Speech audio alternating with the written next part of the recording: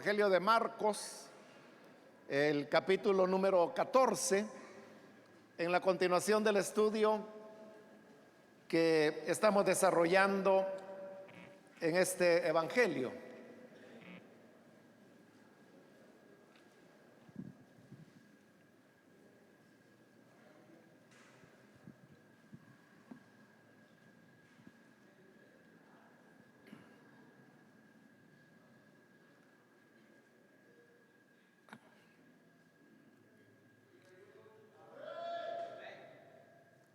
Dice entonces la palabra de Dios en el Evangelio de Marcos, capítulo 14, versículo 27 en adelante.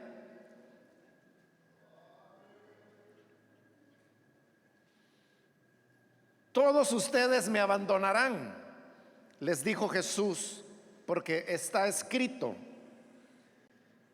heriré al pastor y se dispersarán las ovejas. Pero después de que yo resucite, iré delante de ustedes a Galilea.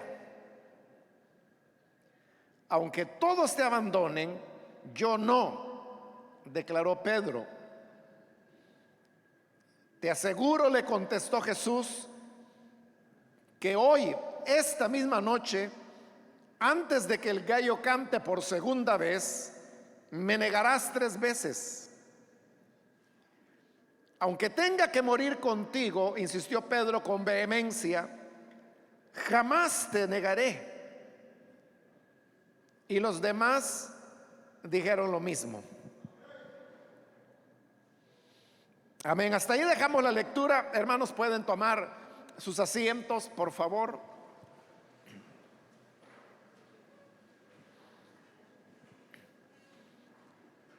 Hermanos, recordarán que hace algunas semanas atrás, cuando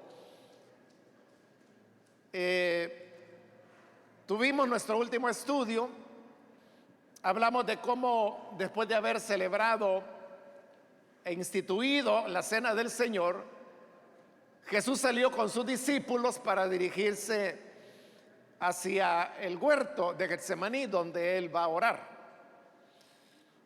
La salida de la casa, del aposento alto donde habían participado de la cena pascual, le encontramos en el versículo 26. Y la llegada al huerto de Getsemaní la tenemos en el versículo 32. Lo cual significa que los versículos que hemos leído en esta oportunidad es un diálogo que se dio entre Jesús y sus discípulos mientras iban camino al Getsemaní. Mientras iban en ese camino, es cuando Jesús les declara y les dice: todos ustedes me abandonarán. Y para eso él respaldó con una cita de la palabra de Dios, que es tomada del profeta Zacarías, en el capítulo 13, donde el Señor lo citó: heriré al pastor y se dispersarán las ovejas. Y digo que Jesús lo citó así, de esa manera, porque realmente no son las palabras exactas que aparecen en Zacarías 13. En realidad, ese pasaje de Zacarías 13 es un pasaje un poco ambiguo, porque no se sabe exactamente a qué se está refiriendo o de quién está hablando. Que pudiera ser un rey, otros han pensado que es un oficial del ejército. Y lo que dice Zacarías 14 es: hieran al pastor. Eso es lo que dice Zacarías. Pero entonces note cómo Jesús cambió la palabra hieran, que es un imperativo, por la palabra heriré. Heriré al pastor, atribuyéndole al Señor, en este caso, que es quien va a herir al pastor, que en este caso se está refiriendo a él mismo, al Señor Jesús. Pero esto, hermanos, no debe extrañarnos, porque era la manera como en la época del Señor Jesús, era la manera como ellos hacían la interpretación de pasajes del Antiguo Testamento. Para nosotros esto sería inconcebible hoy en día, que con el propósito de yo querer demostrar algo, cambie las palabras o algunas veces le añade o le quite a pasajes del Antiguo Testamento con tal de demostrar lo que yo quiero demostrar. Entonces, eso estoy diciendo es algo que sería totalmente inadmisible para nosotros. Pero en la época de Jesús esa era una manera totalmente legítima de citar las Escrituras, porque para ellos no era tanto importante qué era lo que las Escrituras exactamente decían en determinado pasaje, sino que lo importante era cómo esa Escritura servía para un propósito hoy, aunque para eso hubiera necesidad de cambiar algo, como el Señor lo está haciendo acá, o a veces, como le he dicho, cosas más significativas como añadir frases o eliminar frases o cambiar totalmente el sentido de algo o unir dos pasajes que están en diferentes puntos del Antiguo Testamento para juntándolos y que puedan decir algo que no dice ni el uno ni el otro, tomados en su lugar de origen. Pero lo que el Señor está haciendo acá es realmente algo mínimo, porque de lo que dice Zacarías, hieran al pastor, él simplemente lo está cambiando por heriré al pastor. Es el cambio de una palabra, lo cual no es nada si se compara, por ejemplo, con los cambios que Pablo hace cuando él cita las Escrituras, o los cambios que hace, por ejemplo, el Evangelio de Mateo, que es uno de los evangelios que más citas del Antiguo Testamento hace, y que las hace de una manera bastante arbitraria para nosotros, pero totalmente legítimo para ellos. Bien, el hecho es de que él está citando este pasaje de Zacarías, y lógicamente el propósito de citarlo es demostrar que los acontecimientos que se están dando y que van a terminar con su muerte no es algo que está ocurriendo accidentalmente, no es algo que esté ocurriendo por una fatalidad inevitable, sino que el propósito es demostrar que todo está marchando conforme a un plan que Dios está desarrollando. Ese es el propósito fundamental. Pero tampoco hay que perder de vista lo que en sí el pasaje está diciendo, porque Jesús comienza hablando de sus discípulos, diciéndole: todos me van a abandonar. Y me van a abandonar, dice, porque así se va a cumplir lo escrito por Zacarías: heriré al pastor y se dispersarán las ovejas. Ahí hay una enseñanza, y es de que la naturaleza misma de las ovejas hace que ellas se congreguen en torno al pastor, porque las ovejas no pueden subsistir por sí mismas. Las ovejas necesitan de alguien que les busque alimento, les busque agua. Las ovejas no pueden hacerlo por sí mismas. Necesita quien las proteja, quien las defienda. Y por eso es que las ovejas se juntan alrededor del pastor.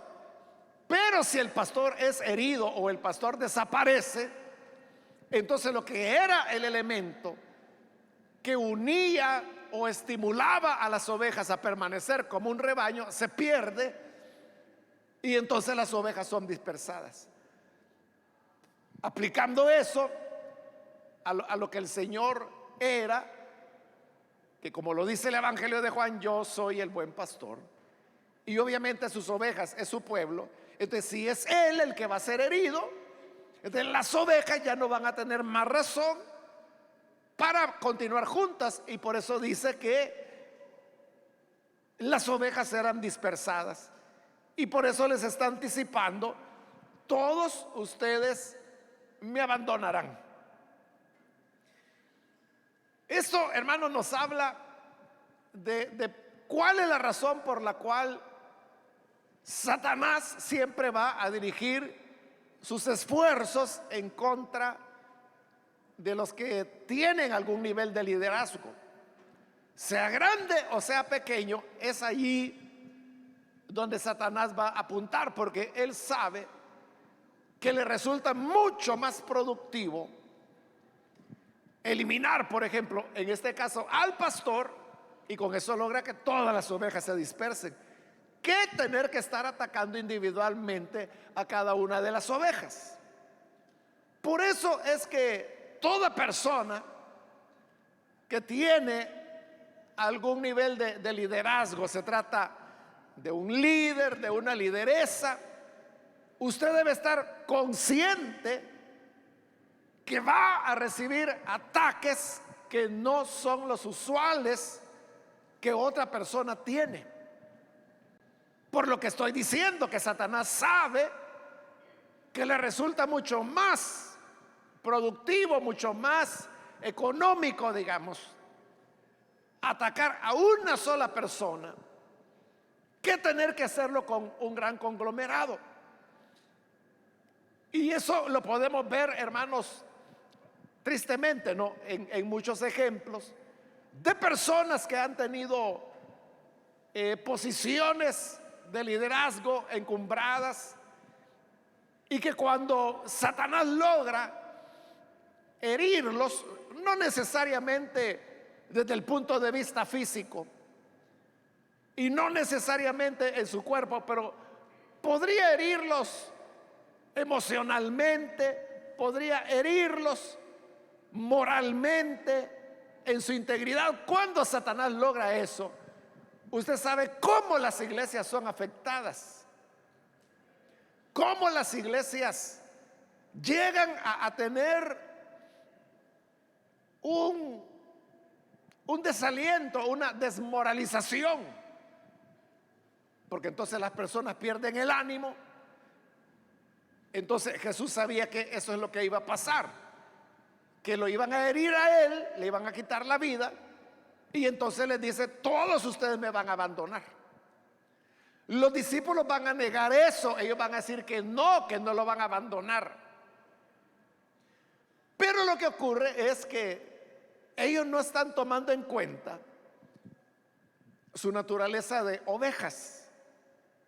O sea, ellos no se dan cuenta de qué tan frágiles son.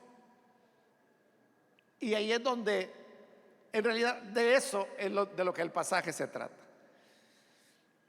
Versículo 28 le dice: pero después de que yo resucite, iré delante de ustedes a Galilea.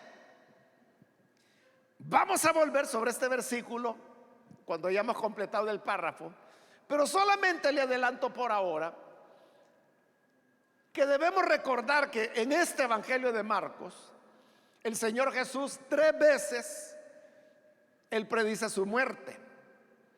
Las 3 veces ya las vimos. Hoy él no está hablando de su muerte, sino que solo está hablando de su resurrección, que era un elemento que él siempre mencionaba relacionado con su muerte.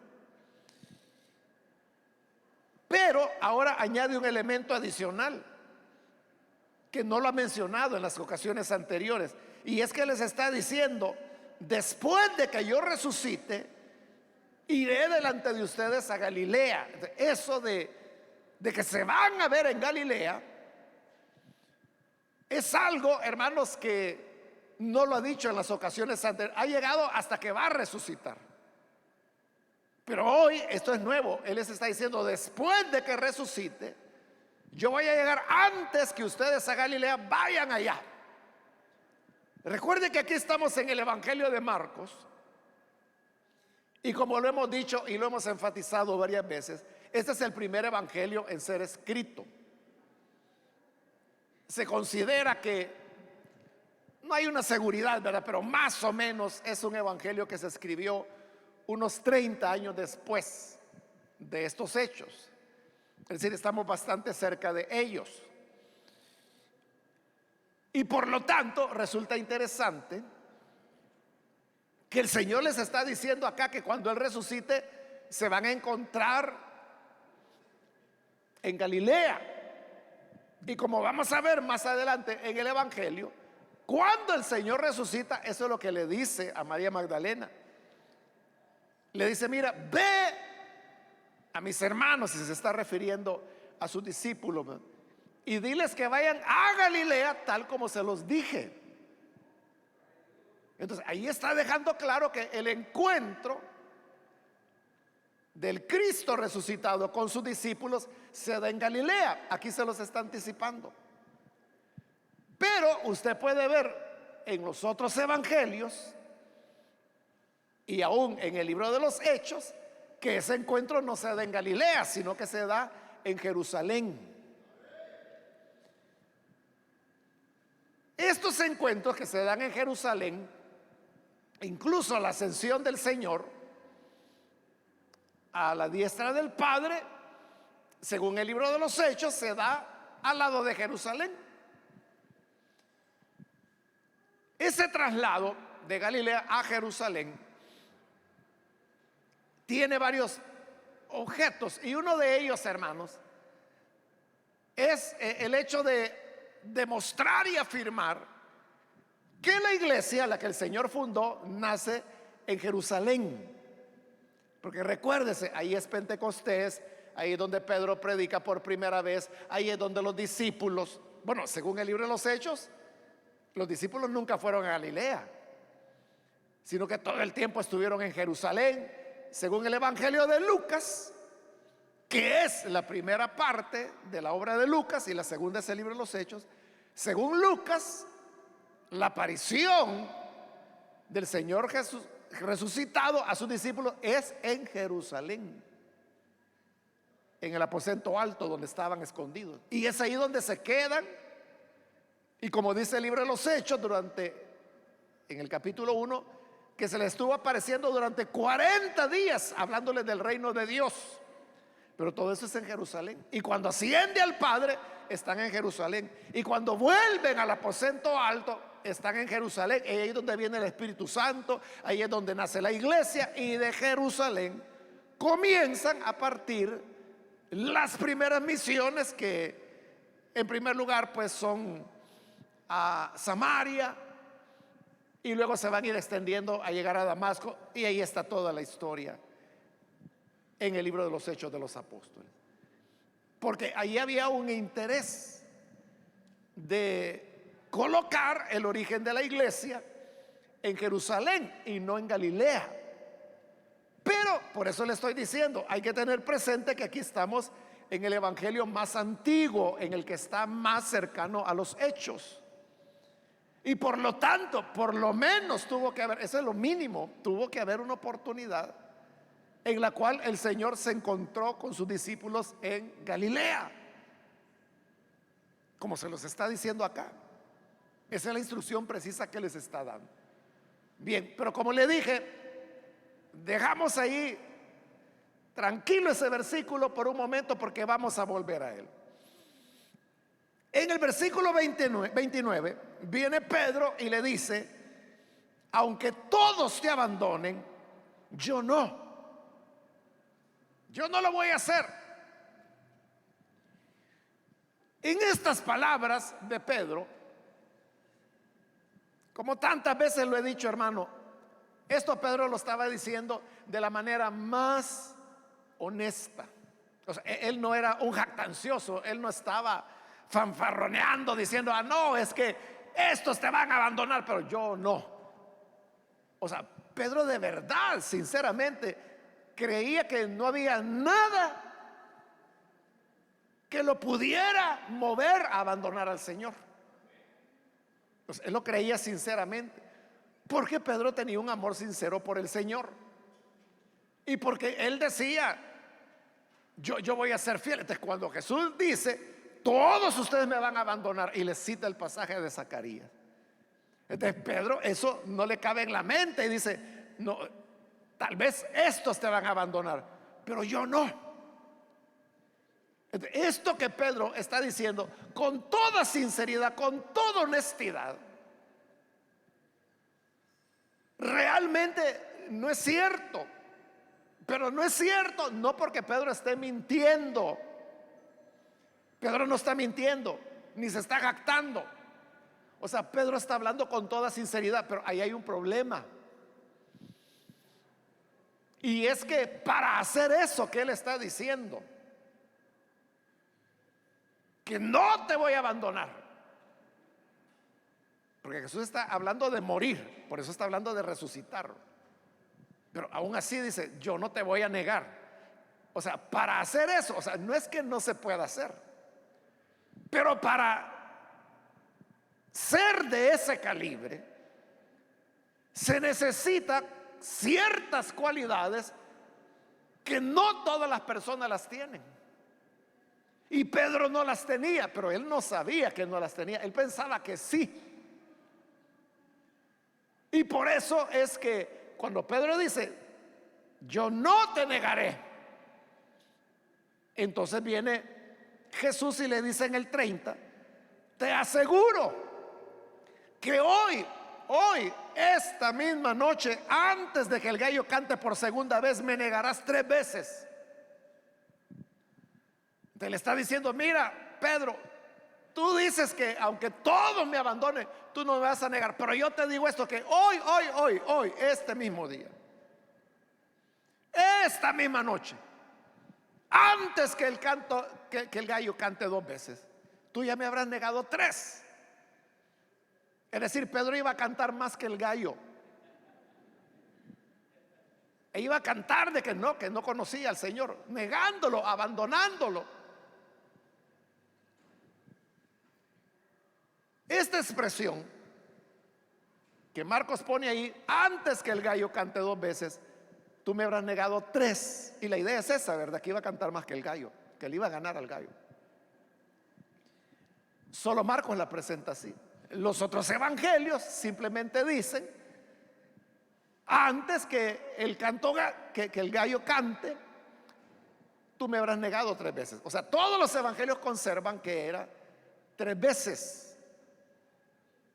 que Pedro le iba a negar, pero lo reducen de esa manera, diciendo, antes que el gallo cante, tú me habrás negado 3 veces.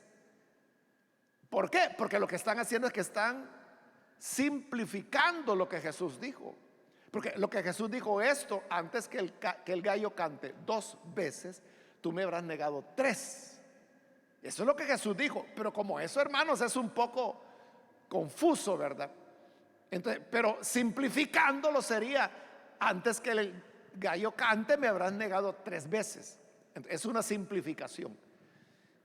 Entonces, ¿quién es el que tiene la verdadera versión de lo que Jesús dijo? Indudablemente es Marcos. Porque hay una regla, hermanos, que se utiliza en el análisis de los textos de la Biblia. Y es que las variaciones, los cambios que se hacen en el texto, siempre son en el sentido de simplificar y nunca de complejizar. Ahí tenemos un ejemplo. Es mucho más complicado decir, antes de que el gallo cante 2 veces, tú me negarás 3. Eso es más complicado que decir, antes que el gallo cante, me habrás negado 3 veces.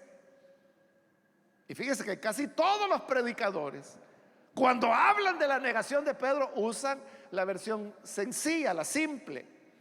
Antes que el gallo cante, tú me habrás negado 3 veces. Entonces, ¿cuál es la más complicada? Es esta. Entonces, por lo tanto, esta es la que más certeramente refleja y recoge las palabras que el Señor dijo. Por lo que ya le dije que cuando se hace un examen de los textos de la Escritura, siempre las variaciones, porque hay variantes dentro de los textos, son para simplificar las cosas, no para complejizarlas. Y eso es lo que hicieron los otros evangelios, aparte de que son evangelios posteriores a Marcos, ¿verdad? Por lo tanto, las verdaderas palabras que Jesús dijo son estas: antes de que el gallo cante 2 veces, tú me habrás negado 3. Y la enseñanza que el Señor quiere decirle es decir: mira, Pedro, o sea, tú eres el que estás diciendo que aunque todos me abandonen, tú no me vas a abandonar. Eso es lo que tú dices. Pero yo lo que te digo es de que vas a cantar más que el gallo. Hoy, esta misma noche, antes que el gallo cante 2 veces, tú ya me habrás negado 3. Serás más insistente que el mismo gallo. Entonces, Jesús lo que le está mostrando es lo que de verdad va a pasar. ¿Por qué razón? Porque Jesús sabía que Pedro no tenía ese calibre del cual hablábamos. ¿Y en qué consiste ese calibre? No consiste, hermanos, en fuerza de voluntad, no consiste en valentía, no consiste en no sentir miedo. La capacidad para no negar al Señor, para no abandonarlo, la clave está en la negación propia, en la muerte al yo. Esa es la clave de la persona que ha muerto al yo. Esa es la persona que no va a negar al Señor. Muchas veces, hermanos, cuando se predica el evangelio, ¿verdad? Hay con frecuencia predicadores que dicen: hermano, si viniera una persecución y anduvieran matando a los creyentes, nosotros no lo negaríamos. No, dice la gente, vamos a ser fieles al Señor. Amén, dicen todos. Y ellos, o sea, la gente, cuando está diciendo no lo vamos a negar, que me maten, pero yo no voy a negar a mi Señor, lo están diciendo sinceramente, lo están diciendo honestamente, porque ellos creen que no lo van a negar. Pero, hermano, ¿qué es lo que ocurre? Claro, como eso de que vayan a matar a alguien por ser creyente, por lo menos pues en nuestro país no ocurre. Otra cosa es allá en Egipto, en Bangladesh, en Pakistán, en Irán, en Irak, ¿verdad? Allá es otra historia, ¿verdad? O sea, pero aquí uno puede decir amén, yo no lo voy a negar, aunque me pongan el cañón en la cabeza, yo no lo voy a negar, porque sabe que nunca va a ocurrir. Pero, hermano, apenas hay, ¿qué le digo? No, ni amenaza, ¿verdad? Sino que le digo que lo insultan, o que le levantan calumnias, o que dicen mentiras de usted. ¿Y usted qué hace? No, mejor ser prudente, no, mejor hay que tener cuidado, hay que estar callado. ¿Cómo no, campeón? Y tú eras el que decías, no, que no ibas a negar al Señor, y que aunque te pusieran el cuchillo en el cuello, que no. Hasta mi última gota de sangre yo voy a decir que Él es mi Señor. ¿Cómo no? ¿Cómo no? Si un par de ignorantes aparecen por ahí diciendo locuras, estupideces, y a la gente, ay, hermano, hay que tener cuidado. No hay que hablar mucho, no hay que decir las cosas. Y entonces ¿dónde están los que decían amén? Y que no, y que aunque venga el anticristo, y que yo no me voy a dejar sellar, y que yo voy a hacer. Es lo que dijo Pedro: Señora, aunque estos te abandonen, yo no te voy a abandonar. ¿Cómo no? Le dijo el Señor. Claro que sí, le dijo. No habrá cantado el gallo 2 veces cuando tú ya me habrás negado 3. De que me niegue. Y todos los demás dijeron lo mismo. Bueno, Pedro insistió, versículo 31: aunque tenga que morir contigo, jamás te negaré. ¿Cómo no? Menos mal que el Señor no le creía nada. Pero le vuelvo a decir, Pedro no está mintiendo. O sea, Pedro no se está jactando. Pedro está diciendo lo que él cree que es cierto. O sea, cuando él dice, aunque tenga que morir contigo, insistió Pedro con vehemencia, dice, jamás te negaré. Eso es lo que él quería y eso es lo que él pensaba que iba a hacer, pero no se daba cuenta que para eso, para hacer eso de que no te negaré jamás, aunque tenga que morir, para eso se necesita un calibre espiritual que él no tenía. Y ese es el problema de muchos. Es la razón por la cual fracasan, porque no se conocen a sí mismos. Y vuelvo a repetirle, aquí el punto no es de que no sentir miedo, ese no es el punto. Si Jesús sintió miedo, ahí en el Getsemaní lo vamos a ver cuando él dice, mi alma está angustiada hasta la muerte. Sí, él estaba muy angustiado, sentía que se moría de ansiedad, pero no retrocedió ni un milímetro. Entonces no es que no sintiera miedo, no es que no tuviera temores, no es que no tuviera dudas, no es que tuviera fuerza, no es nada de eso. Es que la persona ha muerto a su yo. Porque cuando ha muerto a su yo, entonces es cuando puede sobrepasar todas estas cosas. Es cuando ya no le importa. Usted sabe la historia y la vamos a ver más adelante. ¿Por qué Pedro negó al Señor? ¿Porque le pusieron la espada al cuello? No. ¿Porque los soldados lo iban a agarrar? No. ¿Porque lo metieron preso y estando preso flaqueó? No. Fue una sirvienta que lo vio y le dijo, hey, tú estabas con él, y ahí lo negó inmediatamente, la primera vez. 2 veces fue delante de sirvientas. ¿Por qué lo negó? O sea, porque él sabía, bueno, el Señor ahí estaba detenido, estaba capturado. No andaban siguiendo a los discípulos. Nadie había dicho, mire, agarren a ese y a sus hombres. Nadie había dicho eso. No había orden de que los agarraran a ellos. El Señor mismo se los está diciendo acá. Heriré al pastor. El pastor es el que va a ser atacado. Las ovejas no.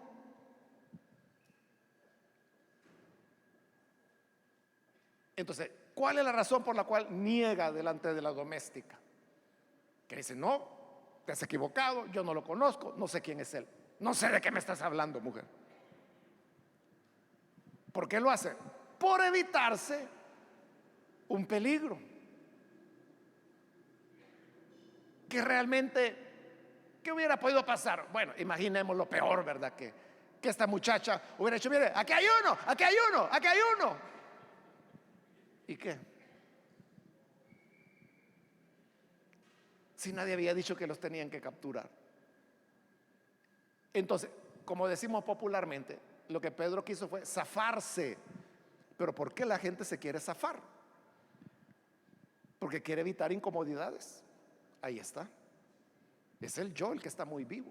O sea, la persona está muy preocupada por ella, por su seguridad, por su imagen, por su comodidad, por su tranquilidad. No quiere tener perturbaciones. Yo quiero estar tranquilo. Ese es el yo bien vivo.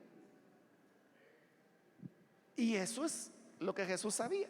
Bueno, Marcos se queda así de cortito como lo estamos leyendo acá, pero Juan, cuando escribe su evangelio, ella esto lo teologiza más, ¿verdad? Y en esa teologización que hace de este diálogo es donde Jesús le dice, mira Pedro, a donde yo voy, tú no puedes venir ahora. Y pero dice, Señor, ¿y por qué no puedo ir? Y Jesús dice, bueno, en este momento no puedes venir, pero vendrás después. Esa es una clara referencia al hecho de que Pedro no tenía las cualidades en ese momento para poderlo seguir en ese camino de negación que llega hasta la muerte. No llegaba hasta ahí la fidelidad de Pedro. Y con esto no quiero decir que Pedro fuera mundano, que Pedro fuera, no, era un apóstol, amaba al Señor, era del círculo más estrecho y cercano de Jesús. Pero lo que estoy diciendo es que no tenía la contextura espiritual que se necesita para esa fidelidad. Fíjese, la fidelidad no es solo que la persona diga, no, es que yo quiero hacer todo lo que el Señor me diga. Esa es parte de la fidelidad, pero no es toda la fidelidad. O sea, porque Pedro siempre hizo todo lo que el Señor le decía. Pero ya estar dispuesto, como él está diciendo acá, aunque tenga que morir contigo, yo jamás te negaré. Para eso, ahí no basta con que es que yo hago lo que la Biblia dice, es que lo que el diácono me dice yo lo hago, es que lo que el supervisor me dice yo lo hago. Esta fidelidad, esta ya es otro nivel, porque tiene que ver con la negación, con la muerte del yo. Es que uno puede ser obediente al diácono, al supervisor, al pastor, a todo mundo puede ser un obediente y tener el yo intacto.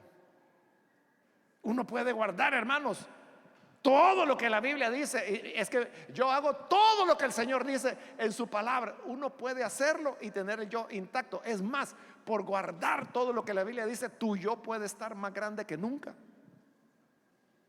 Y a la hora de la verdad, a la hora donde hay que ver quién es oro, quién es plata, quién es barro, quién es hojarasca, lo que entra en juego es la capacidad que la persona tenga de haber muerto a su yo. O sea, porque si ha muerto a su yo, no le importa. Me van a agarrar, que me agarren. Es que mire, van a marchar su imagen. ¿Y qué? Si yo no tengo imagen, yo morí en Cristo. Crucificado estoy juntamente con Cristo. Ya no vivo yo, es Cristo quien vive en mí. Así es, ¿verdad? O sea, no estamos promoviendo imágenes personales, estamos promoviendo al Hijo de Dios, al que murió. Entonces, nota, es un nivel diferente. Y eso es lo que Pedro no tenía, pero él no sabía que no lo tenía. Por eso le digo, él no está fanfarroneando acá, él de verdad creía. Es que aunque tenga que morir, Señor, allí donde derramen tu sangre, allí voy a derramar la mía, y mi sangre se va a mezclar con la tuya y vamos a morir juntos. Y lo está diciendo honestamente, con toda sinceridad. Quizás hasta un poema había escrito Pedro sobre eso. Y mi sangre quedará derramada junto con la del maestro, pero jamás lo negaré. Algo así escribió. No, hermano, le ganó al gallo. Sí, estaba lejísimos. Y todos los demás, con eso termina el versículo 31, ¿verdad? Los demás dijeron lo mismo, que no, hermano. Y los demás fueron los primeros en salir corriendo. Allí mismo en el Getsemaní, allí mismo, todos los que habían dicho que no lo iban a dejar, que aunque tuvieran que morir con él, no lo iban a negar, son los primeros en que salieron corriendo. Pedro por lo menos hizo el mate, ¿verdad? Que de querer estar cerca del Señor, pero fue el que terminó negándolo más.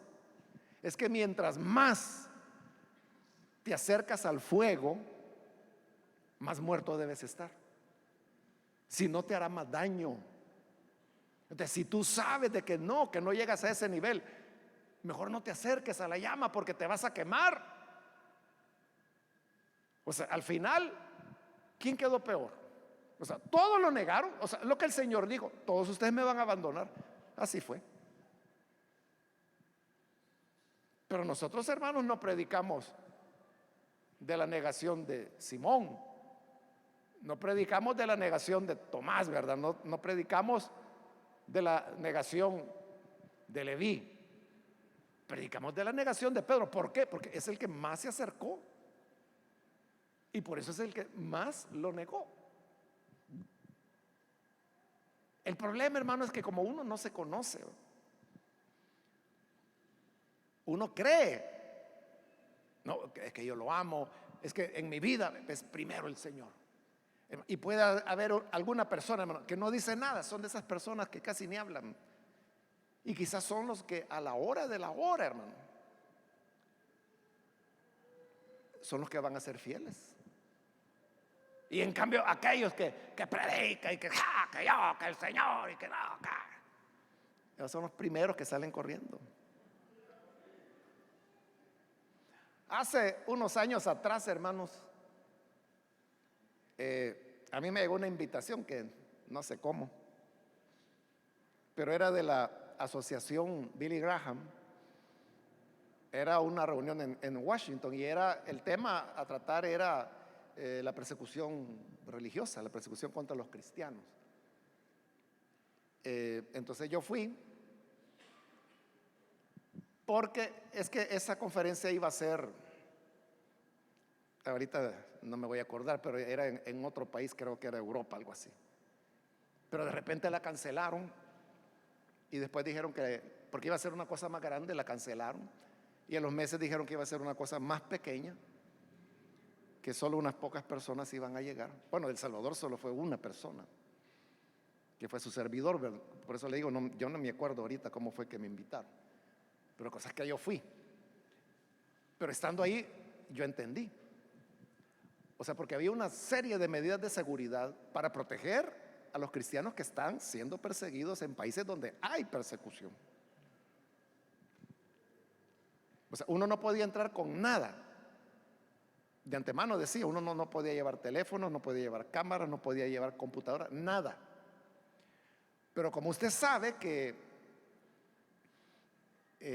hoy la gente no puede vivir, ¿verdad?, sin tener algo en las manos. Entonces lo que hizo la asociación fue que a todo el que entraban, a todos, nos regalaban una tablet, que era para ese congreso. Pero en la tablet todo estaba deshabilitado, o sea, usted no podía usar la cámara, no podía usar correo electrónico, no podía conectar internet, nada. Por proteger la identidad de los que iban a llegar a dar testimonio, iban a llegar a contar su testimonio de vida. Y cuando uno iba a entrar, uno tenía que pasar por una serie de registros. O sea, no estoy hablando de un registro, estoy hablando de varios registros. Y había escáneres que habían colocado, entonces era una fila que uno tenía que ir así hasta que finalmente entraba al salón. Uno tenía que llegar temprano para pasar todo eso. Y bueno, así es como uno entraba. Creo que fueron 2, 3 días. Pero lo que yo le quiero contar, aparte de esos detalles, es que los testimonios. O sea, ahí llegó gente de Egipto, misioneros de todos los países donde hay persecución, incluso de zonas de México, de Venezuela. Pero cuando contaban, hermano, o sea, a mí se me quedó un testimonio de un señor ya de edad. O sea, él estuvo ahí, o sea, yo lo pude ver, ¿verdad? Pero su nombre nadie lo sabía, los lugares no los decían exactamente, porque no se sabía, a pesar de que todo era por invitación ahí y bajo los controles que le he mencionado. Pero la cuestión era proteger la identidad de ellos, que después no dijeran, miren, este fue por allá a decir tal y tal cosa. Pero este hombre, que era un hombre como unos 50 años, misionero, creo que en Egipto, si no estoy mal, un día llegan y lo capturan y le ponen una capucha y se lo llevan. Entonces él no sabe a dónde estuvo, y cuando ya está sentado le comienzan a decir, entonces vos sos de los que andan predicando de Cristo, ¿no? Entonces con un martillo, teniendo él la capucha en la cabeza, ¿verdad?, le dan en la cara, ¿verdad?, y él recibe el golpe. Y los que lo acababan de golpear pensaban que le habían golpeado en la mandíbula y que le habían arrancado por lo menos un diente. Y entonces lo que le dijeron fue, tú tienes muchos más dientes y nosotros tenemos muchas más noches para seguir en esto. Pero no le habían dado una boca, sino que le habían roto la nariz. Y claro, él estaba sangrando con su nariz fracturada, ¿va? Y ahí lo tuvieron varios días bajo ese tratamiento. Y luego lo liberaron. Eso, hermano, era como para... ¿Usted qué hubiera hecho? ¿Usted qué hubiera hecho?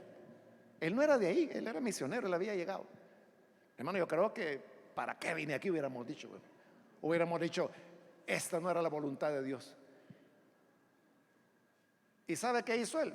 Cuando lo liberan, vuelve al mismo lugar donde lo habían detenido. Y todavía, bueno, en el momento que él dio su testimonio, todavía seguía viviendo ahí. Él había salido solo por llegar ahí y contarnos su testimonio.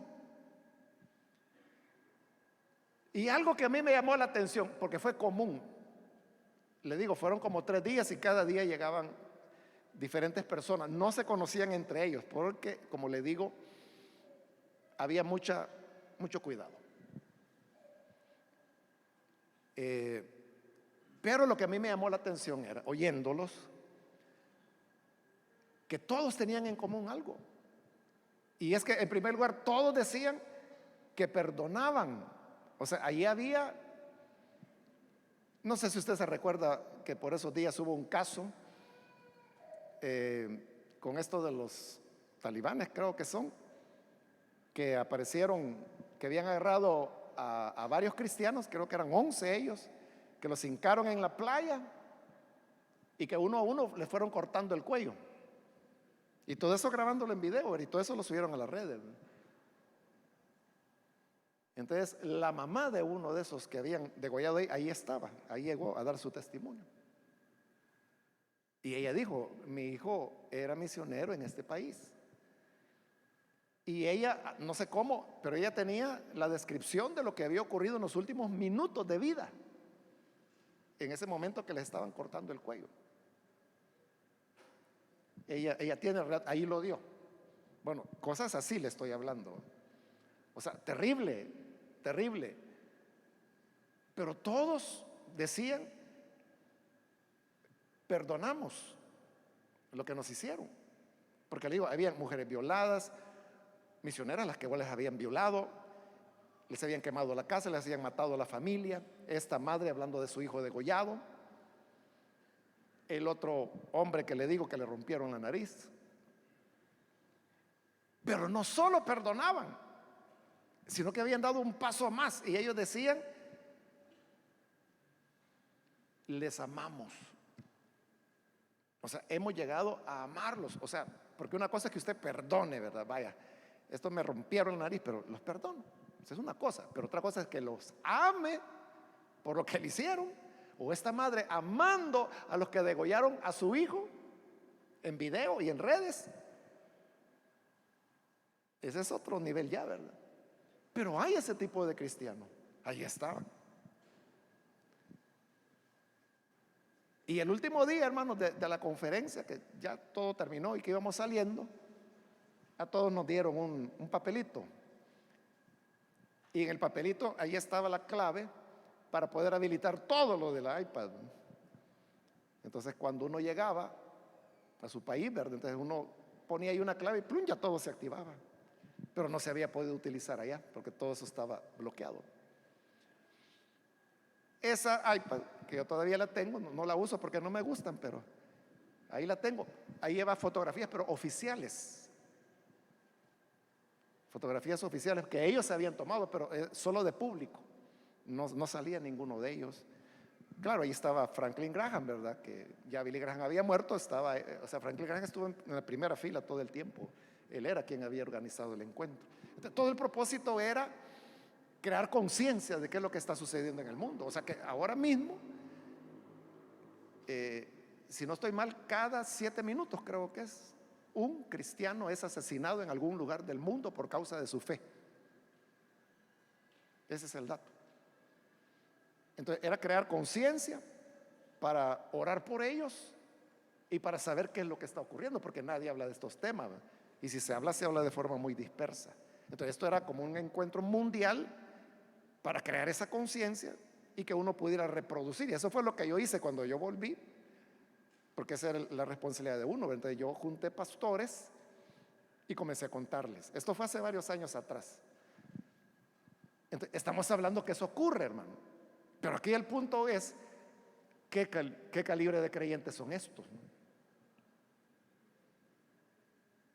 Y la pregunta sería, ¿usted qué calibre de creyente es?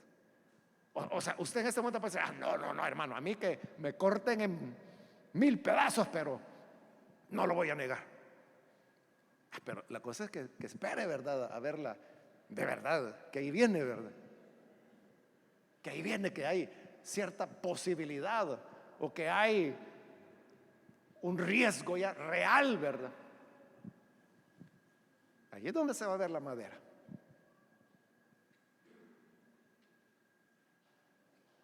Entonces, le dije que íbamos a volver al versículo. Y lo hago ahorita rapidito porque veo que ya se me acabó el tiempo. Es el tema de la resurrección. O sea, cuando el Señor le dice, todos ustedes me van a abandonar, Jesús sabía que no era un abandono definitivo. No lo fue. Todos volvieron. Pedro mismo. O sea, según Juan, de antemano, Jesús le dijo, pero tú una vez vuelto, tú vas a afirmar a tus hermanos.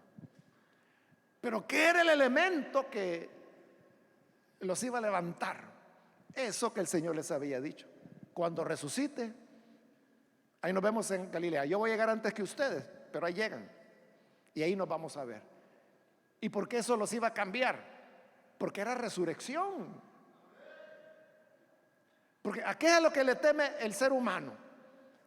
A la incomodidad, a los peligros, a la inseguridad, a la muerte. Pero Jesús estaba venciendo la muerte.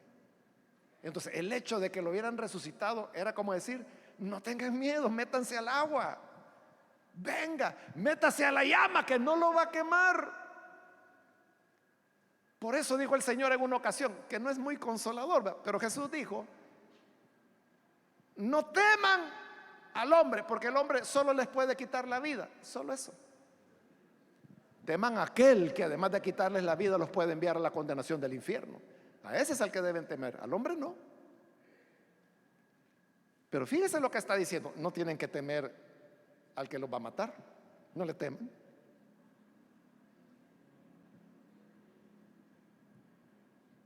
¿Por qué? Porque hay resurrección. Entonces el encontrarse en Galilea y ver a aquel que, como le digo, que con temor, con angustia, pero no volvió atrás, entregó la vida, pero ahora ya está en pie, triunfante. Entonces hay una vida más allá, hay, hermanos, una recompensa para aquellos que padecen, sufren o mueren por causa del evangelio. Amén.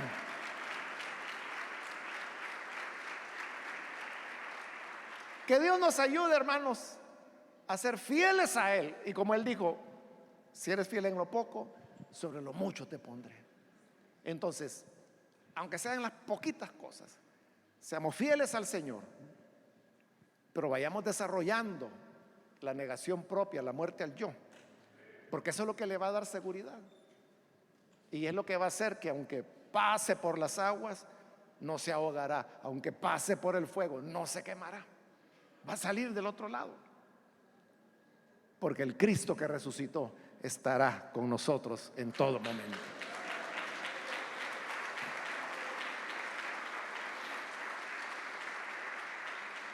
Vamos a orar, hermanos, vamos a cerrar nuestros ojos. Y antes de hacer la oración, yo quiero invitar a las personas que todavía no han recibido al Señor Jesús como su Salvador.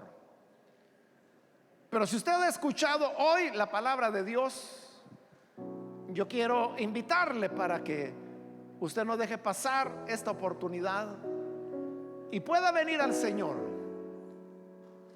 Si hay alguien que necesita recibir a Jesús, por favor, en el lugar donde está, levante su mano. en señal de que desea recibir al Señor, y vamos a orar por usted.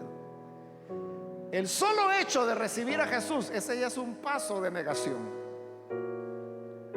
porque es donde usted se está negando a usted mismo, a usted misma, para hacer la voluntad del Señor. Es decir, si alguien no es capaz de hacer esto, que no venga diciendo que aunque tenga que morir no va a negar al Señor, si ahora mismo lo está negando. Pero si hay alguien que quiere recibir a Jesús, levante su mano y vamos a orar por usted.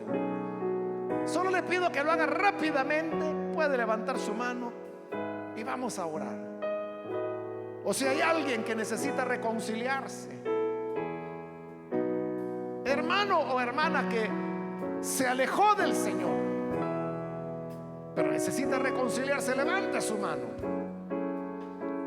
Venga, volvamos al Señor. Como se le dijo a Josué: esfuérzate, sé valiente,